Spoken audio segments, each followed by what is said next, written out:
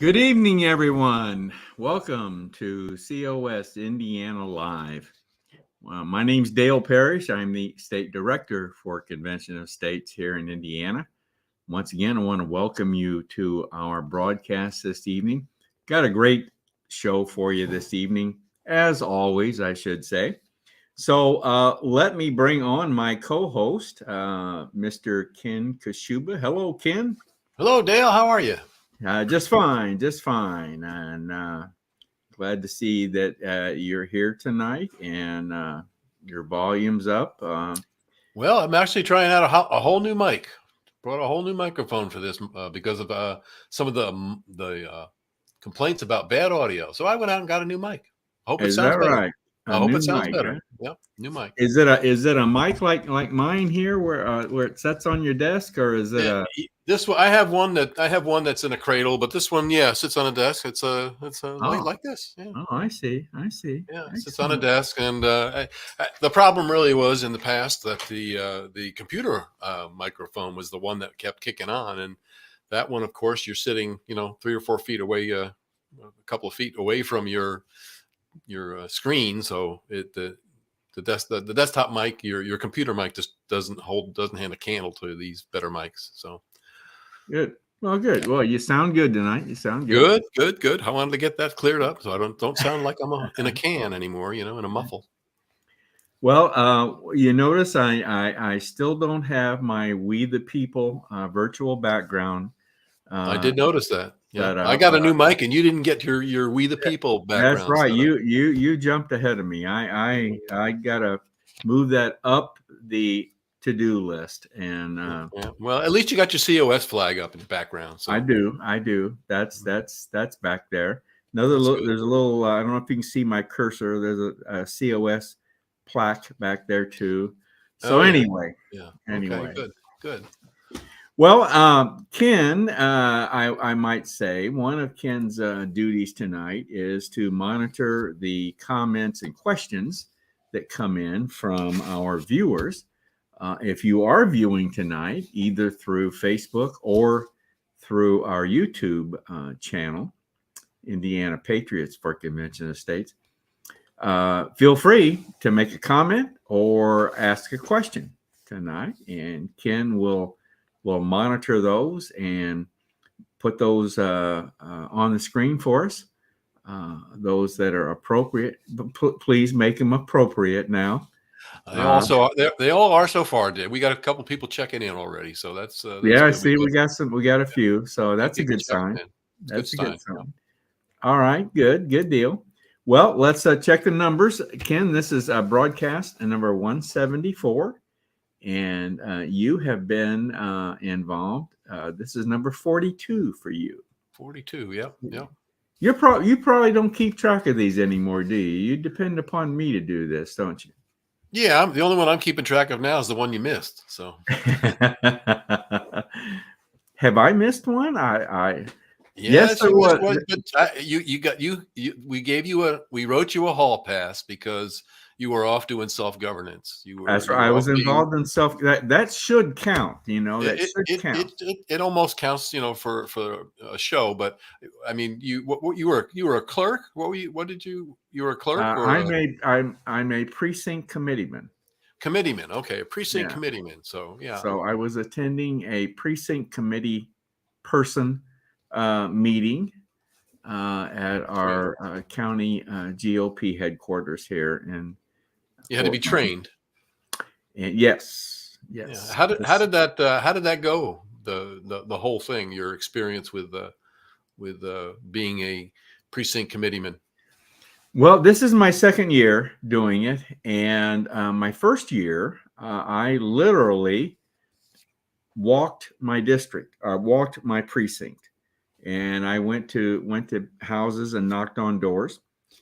This year, our county GOP implemented a call program, a kind of like what we have in Convention of States, our Telepatriot program. This is a call program where you download an app on your phone and you got all the names and phone numbers of voters in your precinct. And, and you start calling people and you remind them, tell them, time to get out and vote. Yep. Get out and vote, see if they need any information, blah, blah, blah. Oh, there you go. And so, you have anybody hang up on you? No.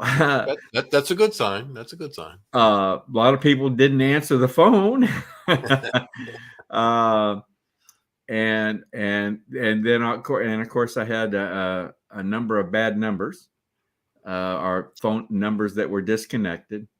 So a mixture of a lot of different things. Well, that reminds me a little bit, Dale, that when you say that there were some wrong numbers, I think we need to in sometime in the future here, either a roundtable or one of our Monday nights, we need to look at the problem of not cleaning up voter rolls. I mean, I think it's a big. I think it's a bigger problem than maybe we recognize. Oh, I think it's a real big problem. Yeah.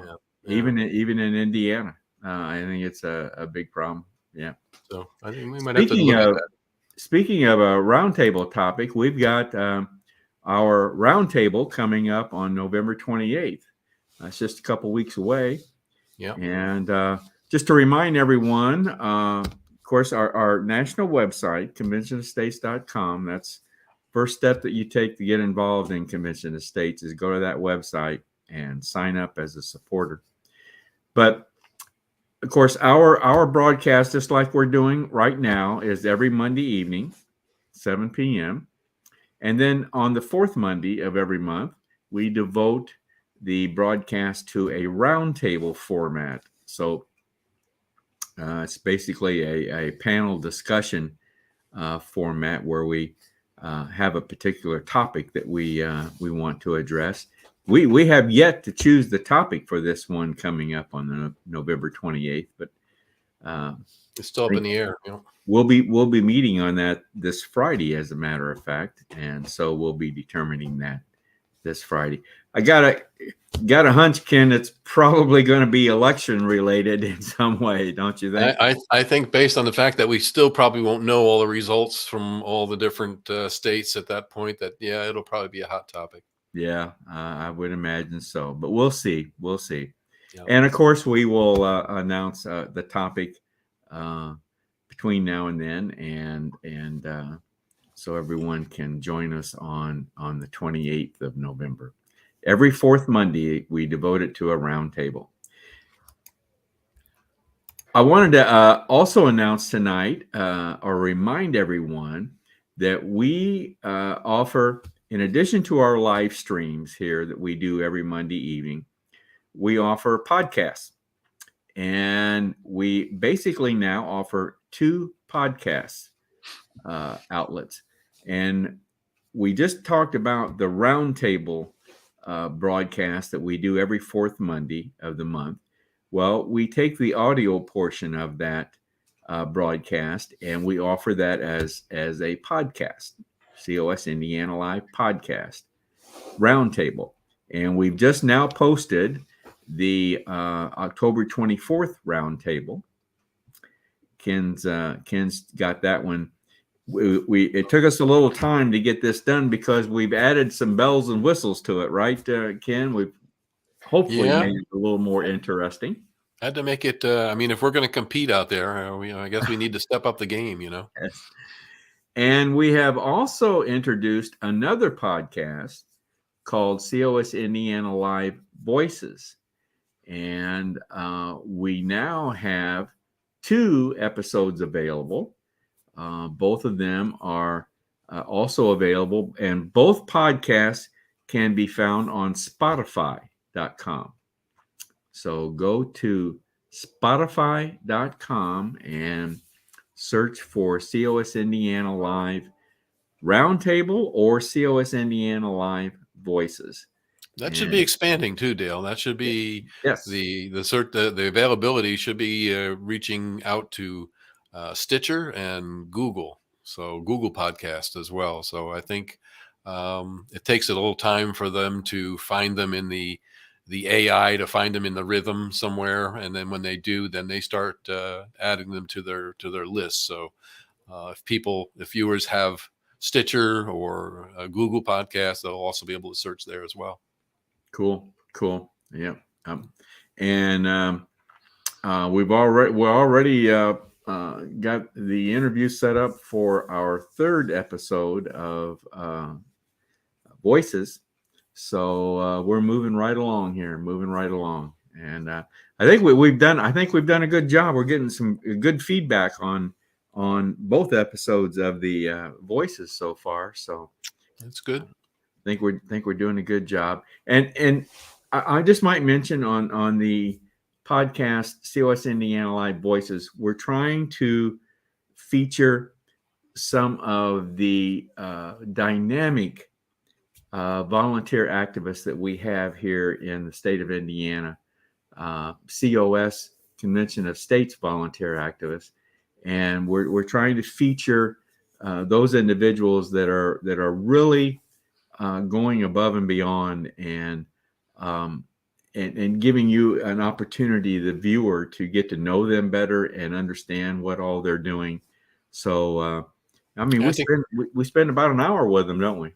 Yeah, I think it's really kind of neat to get to go a little deeper and find out, a lot more about the people that have come along in COS, and we know them for a short amount of time virtually. So it's nice to find out, or literally, I mean, it's nice to be able to dig deeper. I was just telling my wife the other day that, I thought I knew these people that we've talked to so far, and of course we do know them, but with this podcast, I've really gotten to know more about them on a deeper level, and it's really I'm really enjoying it. So, like I said, we got number 3 all lined up. Hopefully, we'll get that interview in this week, and I'll give everybody a little teaser. This is a husband and wife team.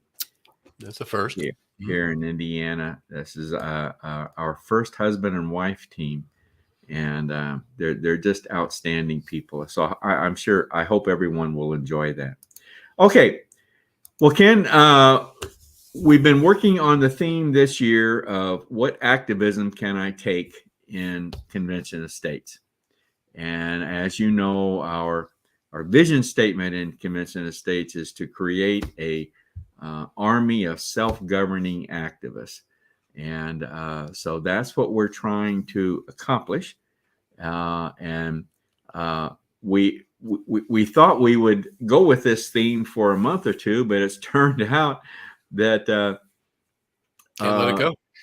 it's we're not finished with it. We got a lot more to go.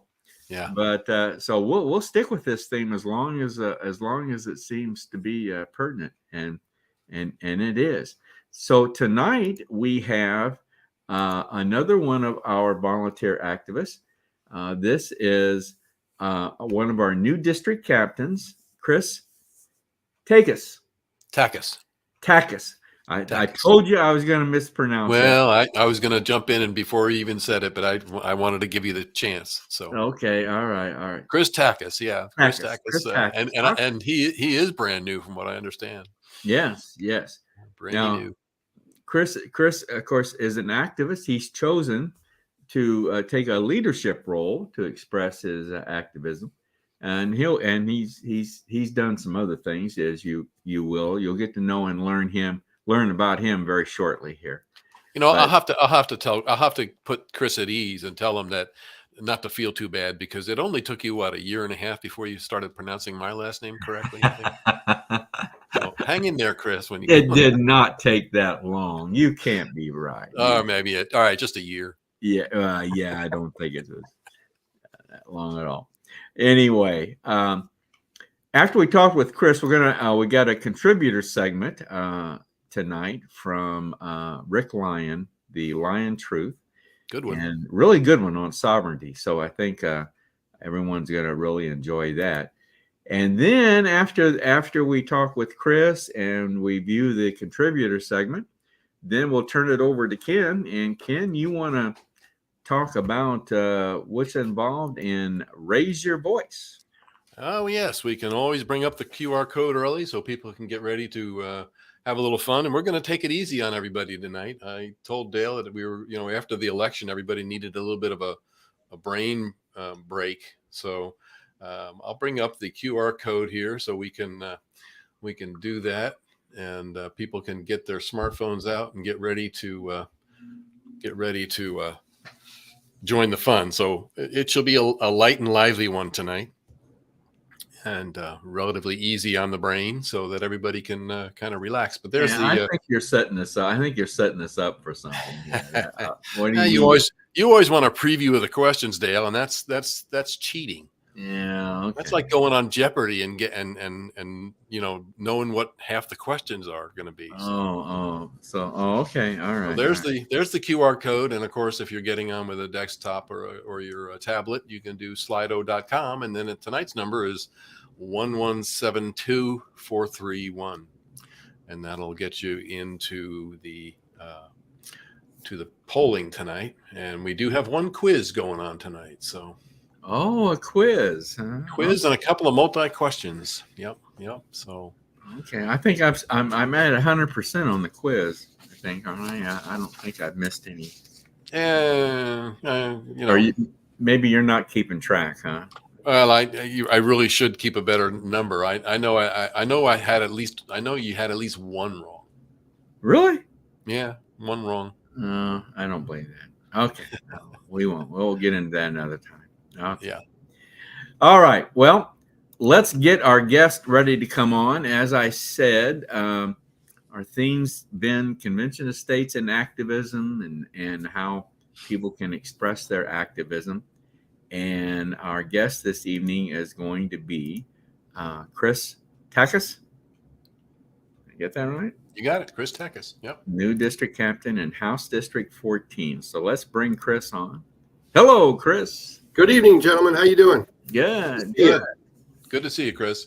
You notice he said gentlemen, Ken. No pressure, though. No pressure. That's a new district captain can wants to get off on a good foot. He wants to take a good step forward. Trying to. All right. Well, Chris, thank you for coming on tonight. And as I said, you're a brand new district captain for House District 14, and we'll learn very shortly where that's located. How long have you been a district captain now, Chris? I think you told me.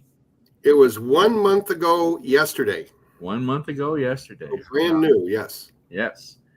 Well, we always try to bring on new leadership individuals in our state, especially district captains, because to introduce you and at least take a step for people to get to know more about you.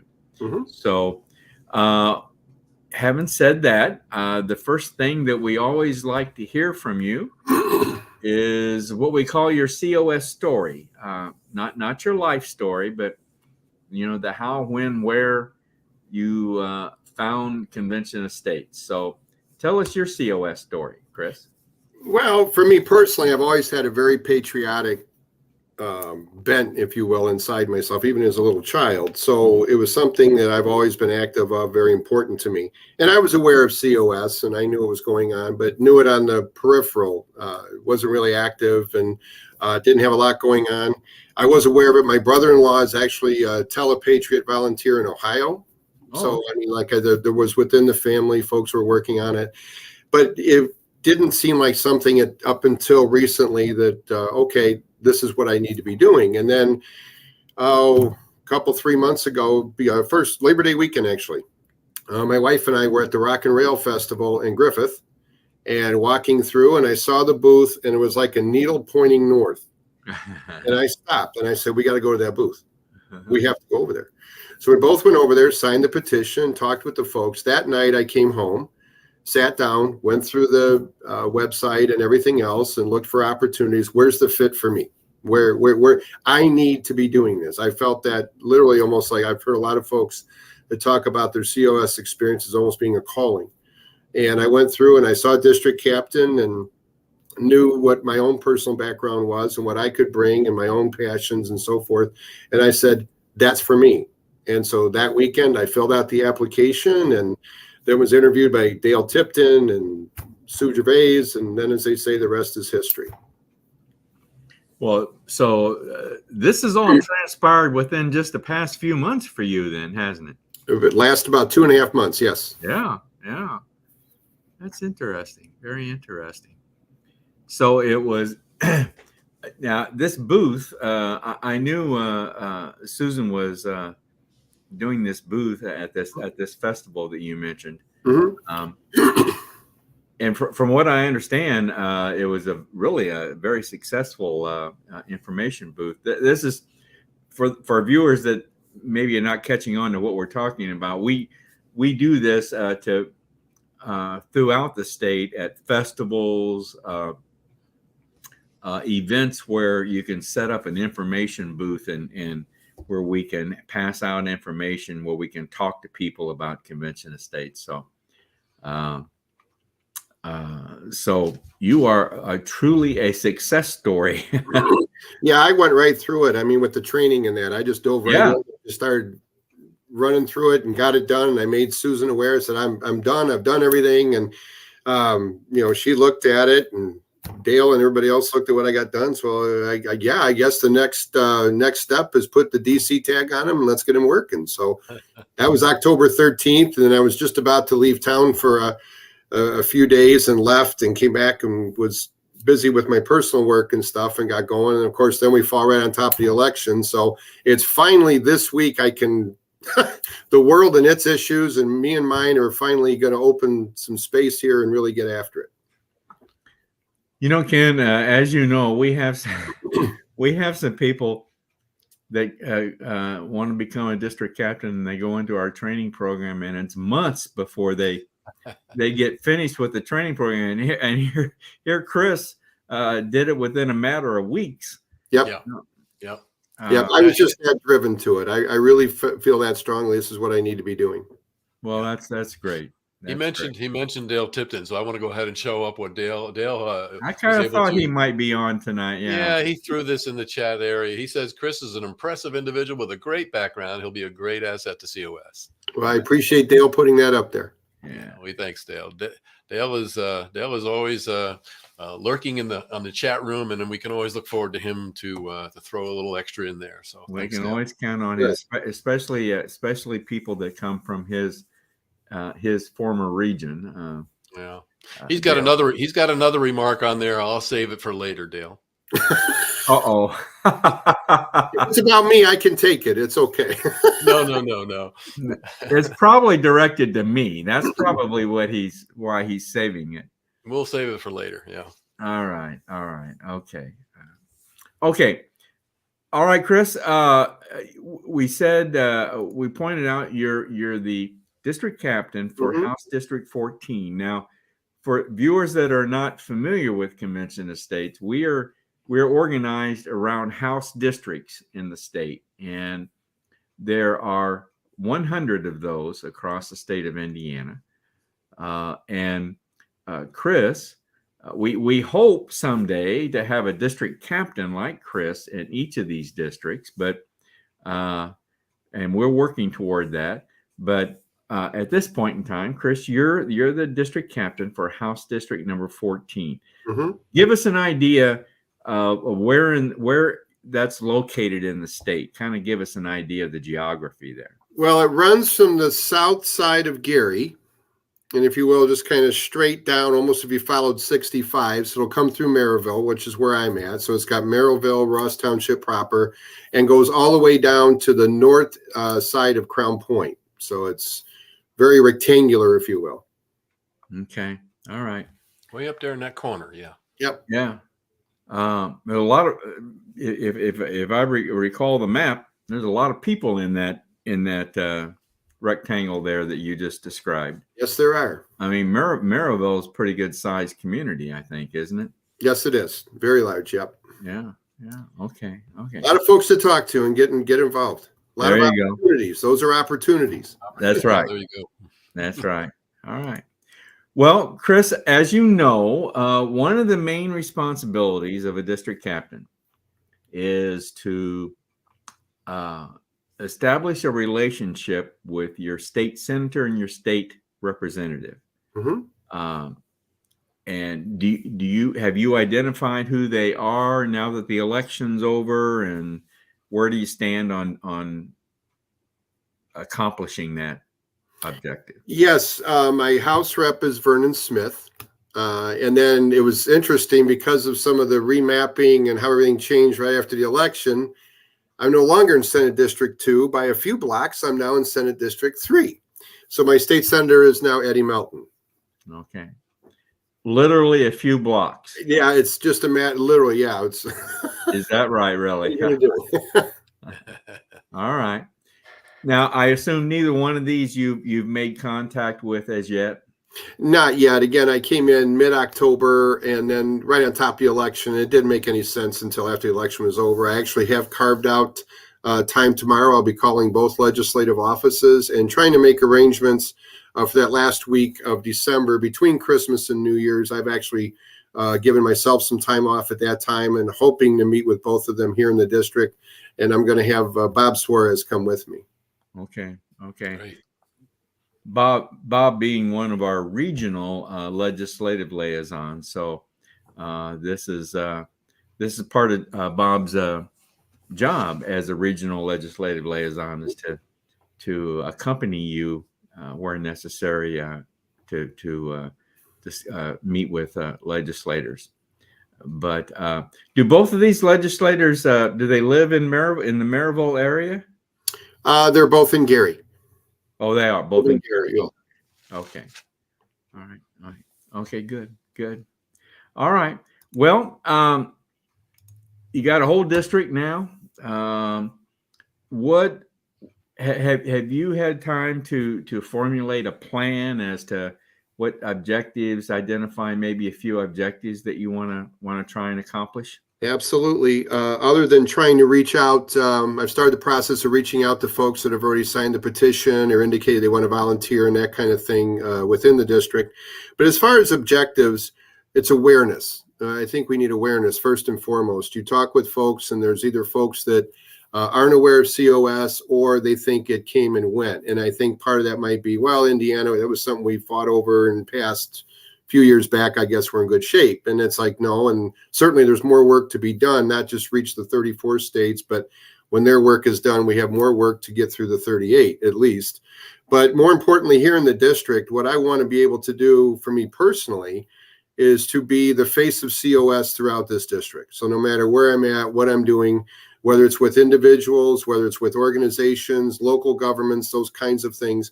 There's that COS guy. That's Chris. He's with COS and that. And I think that kind of energy is what people are looking for. People get excited. They want to be part of something that they can say, hey, I can rally around that. I understand that. And when I do talk to people and I've gotten them to sign the petition or even, say, hey, I want to work with you and that kind of stuff.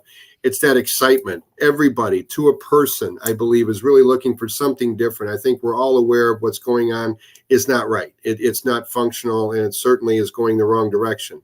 And so they want to be aware of and rally around and be a part of that solution. And I want to exhibit that. It isn't about me, but obviously I represent that by virtue of what I'm doing in my position. But putting that kind of energy, kind of being the face of COS throughout the district. Then the next step, of course, would be securing support, whether that be through petitions, volunteers, looking for opportunities with other organizations, maybe to partner with. I did a lot of that in previous work I've done, and connecting different organizations where they can be inter-supportive and that kind of thing, going out, speaking to different groups and that kind of stuff. So trying to put that together. Also, I'm already trying to identify events for 2023. Then once I have events lined up and on the calendar, then you can go to your volunteers and they're more apt to, you don't just say, hey, I'm Chris Takacs, I'm your district captain. I also need you for, and they're more apt to then come around when they have something they can plan to and get excited about and want to participate in. Yeah. Then I think the last part of that would be really just bring whatever talents I have, whatever resources I have to bring COS success, both locally, or I should say all of these, locally, state, and national, to get us to the end game. Okay. Good. Those sound like great objectives. And I want the next thing I wanted to talk about was the topic of self-governance, but this kind of ties in. I think my question here is going to tie in with what you just said as far as your objectives. Mm-hmm. You've got, if I understand correctly, you've got some great experience prior to you becoming a district captain with legislatures as well as bringing groups together. Am I right? You want to talk about a bit about that? Sure. Especially what you did up in Michigan, I think is very. And that's primarily where that work was at. I was up in Michigan until 2013. Then I came back to this area. And while I was up there, I worked on a variety of elections, local, county, state, as well as federal. I also ran the campaign for Ron Jelenic for the state Senate, and then I was Ron's district representative for 6 of his 8 years. They have term limits in Michigan, so then I left when he had 2 years left, but I was able to basically be that face of Ron everywhere in the district, and it's that kind of presence, that kind of energy that I kind of described that I'm looking to bring to the district captain position here. And I got a lot of great experiences with that. Ron's second term, he was the full appropriations chair in the Senate, so a lot of budgeting work and testifying to things and constituent service at home, other work up in Lansing, but really being the face of for Ron and in that area. And I was also on the Three Oaks Village Council. I lived in Three Oaks at the time, then left, and Three Oaks Village got in a little bit of financial issue.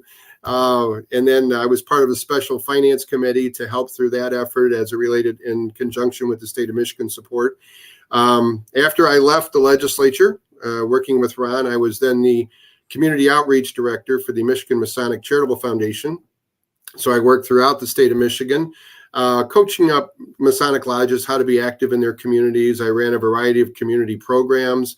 I was also able to create a lot of partnerships for the fraternity throughout Michigan, with Lions clubs, with the State Sheriff's Association, with the Boy Scouts, with just a variety of other organizations that we were able to work very closely with and really kind of intermingle each other's efforts and see where the commonality was. Sometimes we would staff their events and vice versa and that kind of thing. So that's where I think all of those kinds of experiences I can bring to this position here and make it very successful for everybody. Oh, I think many of those experiences are excellent experiences for you to apply to your job as district captain. So, Ken, we got anything else? Any other comments or questions for Chris? Or not right now, just that he's a good guy. I know Robert Suarez has already chimed in and said that we're going to enjoy having Chris on as a DC. So right now, just a lot of people saying hi and saying where they're from. We've got people from Marion County. We got people from Howard County. And really? Just a lot of people just jumping in saying hi right now. Well, Chris, you owe some money to some of these people, I think. Don't you? Did you offer to pay them to come on? No, I did not, but I'm sure they're going to hit me up when they see me. I'll tell you, I'm very fortunate to have that kind of supportive folks around me. Those are very talented, dedicated people. They're going to help me get up and get going as quickly as I can. Yeah. Well, I think you're off to a really good start, Chris. Okay, I want to wrap things up with, here's your email address. So if anyone out there is viewing that might be in your district or nearby or would like to make contact with you, there's your email. Takacs. Can you back me when I'm gone? Will you help him? Hey, Chris, in about 6 months, I'll say that we got it right. There you go. We got plenty of calendar. They keep printing them. We're going to be fine. Yeah. Every rehearsal I do with Dale, I'll remind him it's Takacs. It's Takacs. Yeah. He's gonna push this for a long time. I know. There you go. It's all right. Just say Chris, so it'll be fine. There you go. Yes, with the email there, anyone wishing to get a hold of me for any reason at all, please feel free. All right, good. Well, Chris, it's been a joy. I want to welcome you aboard as a new district captain, and sounds to me like you're going to be great. I think A lot of people think highly of you. So we're glad to have you on board. Thank you for doing this. And we need you up in that. We need you up in that corner, Chris. That's a tough corner up there. Yes. You know, that corner, I'm glad you mentioned this, Ken. That corner of Indiana has always been a difficult area for us to get into. And I'll say this for Dale Timpton. He is the one that opened that up to us up there. And it was his effort at organizing that region. And I think he's very much responsible for the progress that we've made up in that part of the state. So, and I got a feeling you're going to add to that. And I think Susan Gervais is an excellent replacement for Dale Tipton, and I think she's going to do a great job as a region captain. So she happened to jump on here. I'm going to go ahead and show her her comments. She just happened to say, she just jumped in and said, Chris is a great addition to our team. So another check you got to write, Chris. Yeah, that's a lot of breakfasts or lunches I got going on. Yes, it is. I appreciate that from Susan as well. I appreciate all the kind words. All right. Chris, thanks for coming on tonight. And I understand you're going to hang out in the lobby there in case we have another question that might come up for you. So yep, I'll be here. You'll be here. So, all right. And once again, thank you very much, Chris. Thank you. You have a good evening. Thank you. Good talking to you. Well, Ken, I think Chris is going to be a great district captain for us. Oh yeah, he's got a lot of energy. I can tell. Yeah, that's really good. That's really good. Well, Ken, let's take a break here, and we got a contributor, COS Indiana Live contributor segment from our Rick Lyon called The Lion Truth. So I'm going to go ahead and bring that on, and then we'll come back and get into Raise Your Voice. Sounds good. All right.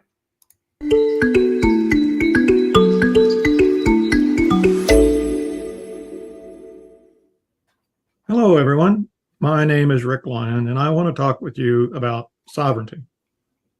Mark Meckler recently said that the Constitution was a way for people who don't like each other to get along and live in peace. He cited the differences between California and Texas, between New York and Florida. The Constitution created a union among diverse people by recognizing their shared common needs, their strength and security in numbers, and those things that a federal government can do for the common good of all people and every state, while the state maintains its own sovereignty over those things that don't concern other states. This is why we are called the United States of America, a union of free and individual states. Let me suggest that the great challenge of democracy or representative government is to maintain a balance between freedom and sovereignty. The sovereignty of individual freedom on the one hand, and the authoritative sovereignty of the group on the other. The Declaration of Independence states this, quote, "We hold these truths to be self-evident, that all men are created equal, that they are endowed by their Creator with certain unalienable rights, that among these are life, liberty, and the pursuit of happiness, that to secure these rights, governments are instituted, that is, created, among men, deriving their just powers, meaning the government's sovereignty, from the consent of the governed," unquote. Sovereignty is from God to the people, and from people to the government. Why do other nations fear and hate America? Perhaps it is because in America, all sovereignty comes from God and belongs to the people. It is God and the people who empower and control the government. If that idea invades places like China, Russia, or Iran, then the sovereignty of the people threatens the sovereignty of the government, and that scares those in power. The socialist believes that we can only have peace through complete government sovereignty, big government. The capitalist believes that we can only have freedom and prosperity through sovereignty of the individual, our God-given rights. We need to somehow balance the sovereignty of the individual with the sovereignty of the group. In the United States, the 50 states, many of them larger than some countries, have given a portion of their sovereignty to the federal government in order to live in peace and prosperity with each other. But now the federal government has grown in power and expanded sovereignty because our citizens have busied themselves with creating and enjoying prosperity, while trusting elected representatives to do the right thing and allowing the government the sovereignty to educate our children. Many of us have suddenly taken notice and said, but what can I do about that? Even though the Constitution gives we the people, and specifically our state legislatures, the sovereignty over the federal government, even as equals to Congress in the authority to amend the Constitution. The difficulty in the evolution of political sovereignty lies in the resistance of giving up sovereignty and the quest for more sovereignty. Political sovereignty is created out of the surrender by the people of some amount of self-governance. This gradual transfer of self-governance from the smaller to the ever larger political organizations has been achieved in communist and socialist countries, where the individual gives up sovereignty supposedly in the name of peace and equality for all. You will find that socialist countries seem to be very peaceful internally. They don't have contested elections, angry political debates, fiery speeches by Mark Levine. As Ronald Reagan once said, you can have peace, and you can have it now. Just surrender. Tyranny is when all the sovereignty of the individual is given up to the group, state, or nation. The people of our nation, being the free spirits and individuals that we are, will not enjoy lasting peace until the sovereignty of the people is wrestled back from the federal government, and the sovereignty of the government is restricted by the people through term limits, balanced budgets, and returning power to the states. I believe the Convention of States is the only way to do this without the civil war that Steve Deese scared the bejeebers out of all of us in his speech to COS in Orlando. That is why what we are doing is so very important, and why you, the citizen activist, is so very important to what we are doing. And that is the Lion Truth. Thank you.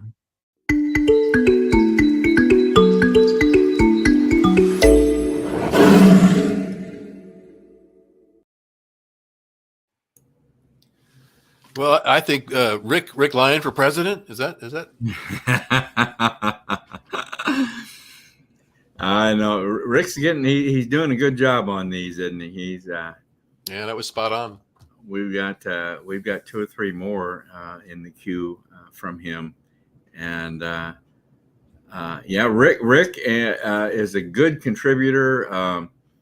Dan Stock is working on a segment. Well, what's up, Doc?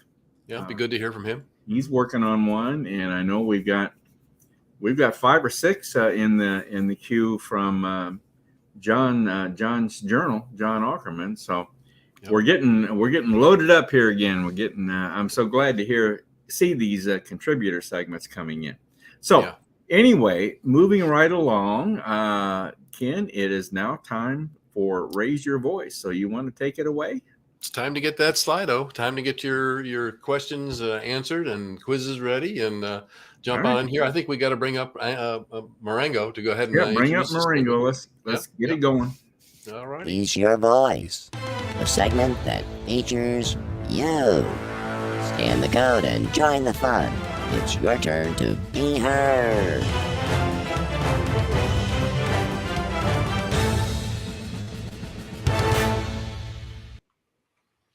Okay, well, as Marengo says, it's time to go ahead and bring up that code and get your smartphones and your laptops and your tablets ready, because we're going to go ahead and get the segment going live here today, and that should come up on your screen right about now. Join at slido.com. If you haven't put the number in, it's 1172431. Should get you to the presentation, as well as scanning the QR code. So I'll give you a few more seconds to go ahead and get that up, and the QR code will remain there, and as well as the number. So if you're still looking for your phone or trying to get that plugged in, don't fret. We've got a few more seconds here before we start, and you can always grab that code from the left-hand column. So with that, we'll go ahead and start our first question tonight, unless we had something anonymous, and it doesn't look like it. So we're looking tonight to find out, did you witness any irregularities in your local election this year? This midterm, did you notice anything, any irregularities, or did things go smoothly? It looks like right now, so far, everybody's saying no, didn't recognize anything irregular. I think we're all worried about irregularities outside of our state, but we're always concerned with what's going on in our local elections as well. So as they say, if you see something, say something. So we're looking for tonight. If you saw something, say something, and we'll certainly look to investigate that a little further. But right now, Dale, it looks like 100%. Nobody saw anything irregular. So no, I don't think so. Now I do think we did have some people, some COS volunteers working the polls as workers, clerks, whatever. I think I heard a couple of them mention some things that occurred, while they were on duty, but they were taken care of. They were just kind of disruptions that occurred, I think. Yeah. But, well, it looks like we've had a small percentage now that are saying yes. So maybe we can have that expanded on in the chat room. I don't know, but maybe somebody can list something that they might have seen that was irregular, and whether it stayed that way or whether it was corrected. I agree. I think we talked to a few people that said, this happened, but it was corrected. And I think one of the discussions that we had was the fact that some people were turned away and sent to another polling place. And that has happened, I think in a number of instances.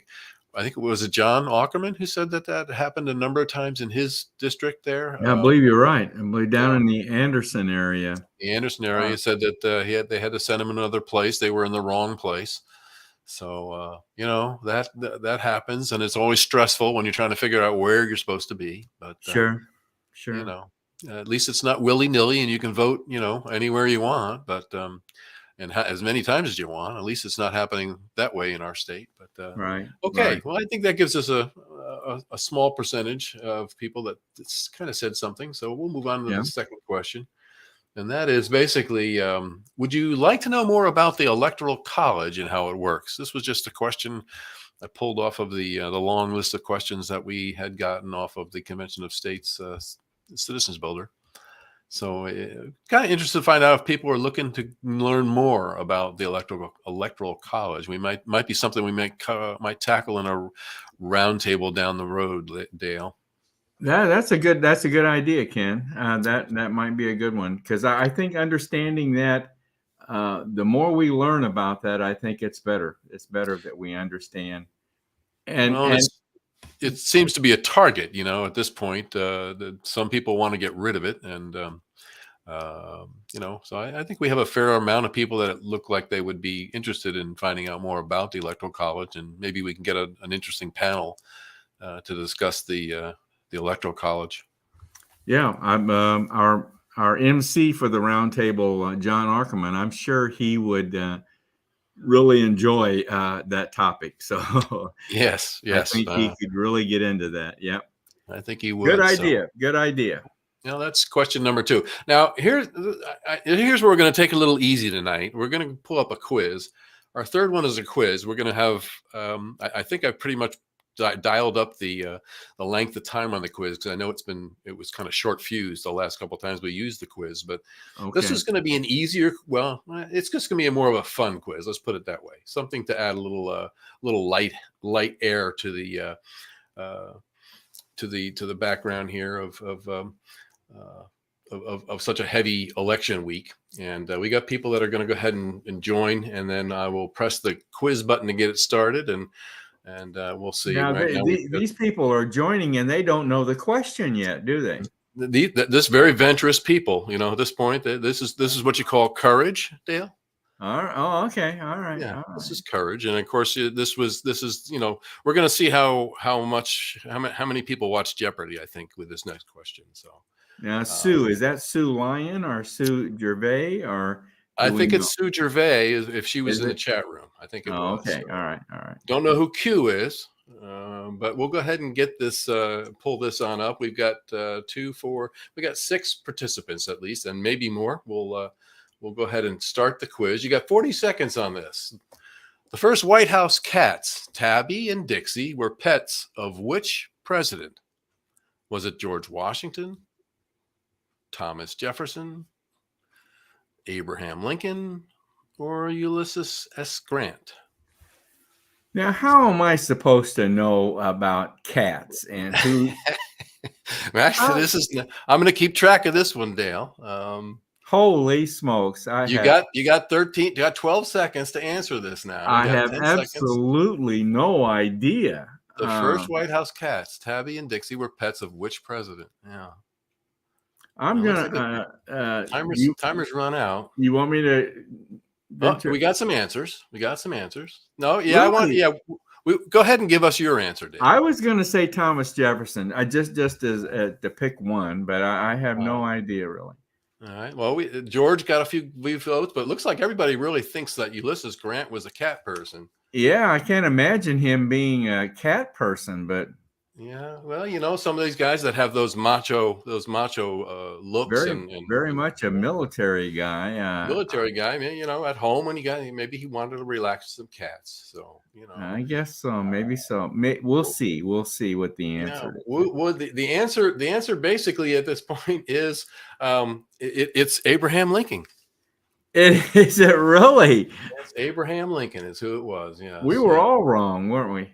Yeah, nobody got it tonight, and like I said, it was a lighthearted one, but I agree it was kind of one that maybe unless you're a cat person, maybe you were not aware of that. But yeah, so all right. I think and George Washington, I don't think he had any time for cats. He was too busy, in boats and crossing the Delaware. He had too many things going on.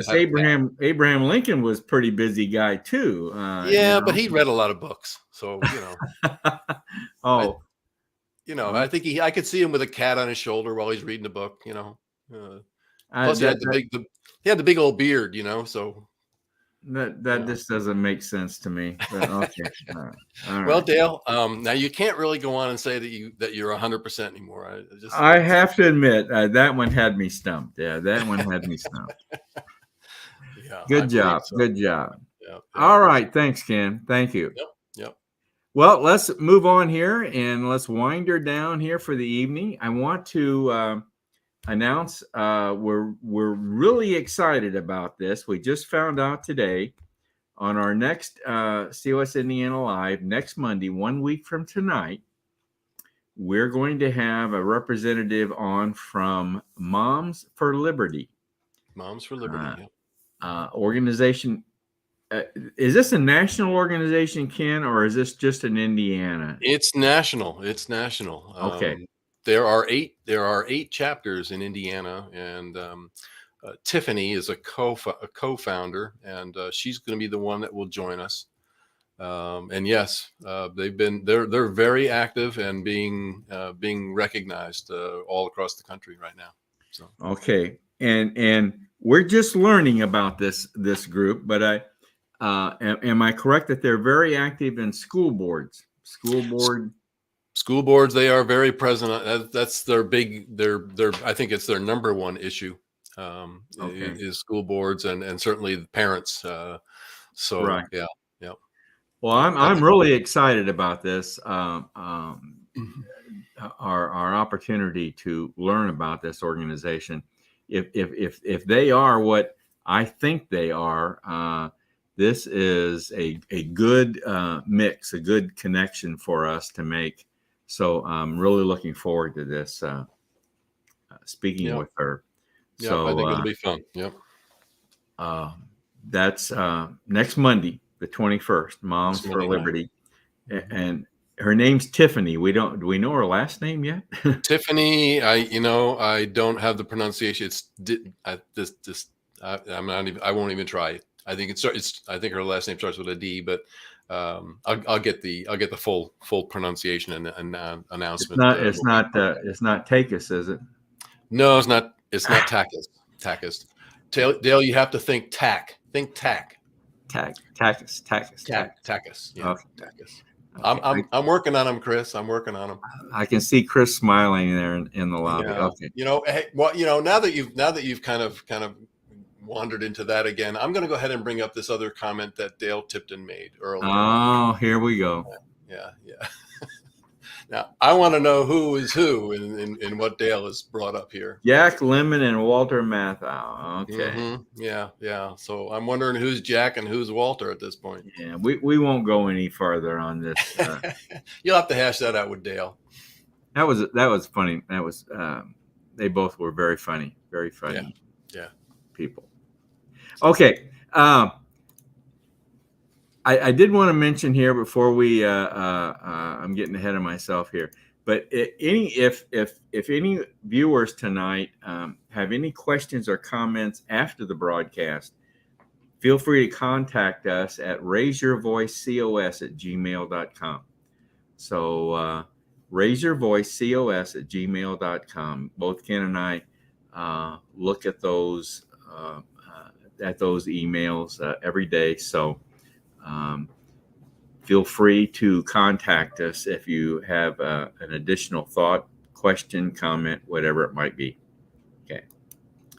All right. I just want to also remind everybody that conventionestates.com is our main website, and roundtable coming up on November 28th. And I also want to mention that again, the podcast that we now offer, we offer 2 podcasts, and they both can be found on Spotify.com as well as some other platforms, but Spotify.com is the main platform. And 2 podcasts. One's the audio portion of our roundtable broadcast that we do. And then the new one is COS Indiana Live Voices. And that's the one where we interview the outstanding volunteer activists here in Indiana. So we've got 2 of those out there right now, and we got a 3rd one ready to hopefully get done later this week. So Ken, I think we like to end on this note. Our favorite acronym, GOTC, get off the couch. Yep. And I think Chris was a good example of someone that decided to get off the couch and get involved. Although Chris has been involved in other ways too, but he decided to do something about this. And so we want to encourage everyone. If you're one of those individuals that you're unhappy with what's going on in our country, and you want to know, you want to find a way to do something about it, to get involved, Convention of States is the answer. It's using the Constitution to save the Constitution. So it's time to get off the couch and get involved. So Ken, I think that's a wrap tonight. You got anything else? Any other comments or? No, I think you said it all. I think there was one comment. I'll go ahead and put it up because I thought it was interesting. A little bit of a twist on that quiz we took. Thomas Tedlock said that his wife pointed out that George Washington never lived in the White House. So that's a good point. That's a good point. Yes. Yeah. So thank you, Thomas, So and your wife. Yeah, very good. That's all I got. Yeah. Ken, I noticed from our comment activity, we've had some good activity tonight. As usual, I think it's picking up even more, Dale. I think people are now finally getting a chance to take a breather after the election, and I think they're excited to see what we're going to go with next. Yeah. Yep. I think you're right. All right. Well, folks, that's a wrap for us here at Convention of States, Indiana. Ken, thank you for your help tonight. And want to also once again thank Chris for coming on this evening. And I think, again, I believe he's going to be a great district captain for us. So, folks, put us on your calendar for next Monday night, because I'm really looking forward to that one. I think we're going to have a very, very interesting visit with this young lady and learn more about Moms for Liberty. So, sounds good. All right, Chris and Ken, I should say. That's a wrap for Convention of States here in Indiana.